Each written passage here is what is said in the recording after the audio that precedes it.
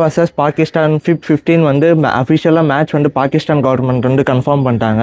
So வந்து ஒரு 5 request வந்து ஐசிசிக்கு வந்து பாகிஸ்தான் போர்டு வந்து வச்சாங்க. பட் வந்து அந்த 3 முக்கியமான ரீசனை வந்து ரிஜெக்ட் பண்ணிட்டாங்க.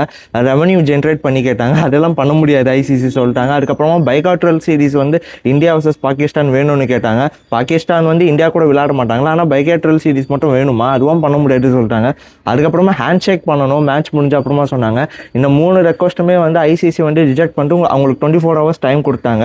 ஸோ ஸ்ரீலங்கா போர்டும் பங்களாதேஷ் கிரிக்கெட் போர்டும் வந்து பாகிஸ்தான் கிட்ட நீங்கள் விளையாடுங்க, பைக் பண்ணாதீங்க சொன்னனால தான் வந்து பாகிஸ்தான் வந்து ஒத்துக்கினாங்களாம். அவங்களுக்கு தெரியும் இந்த மேட்ச் விளையாடலன்னா அவங்களுக்கு வந்து எவ்வளோ பெரிய லாஸ், எவ்வளோ பெரிய ப்ராப்ளம் வரும்னு, அதனால தான் ஒத்துக்கிருக்காங்க.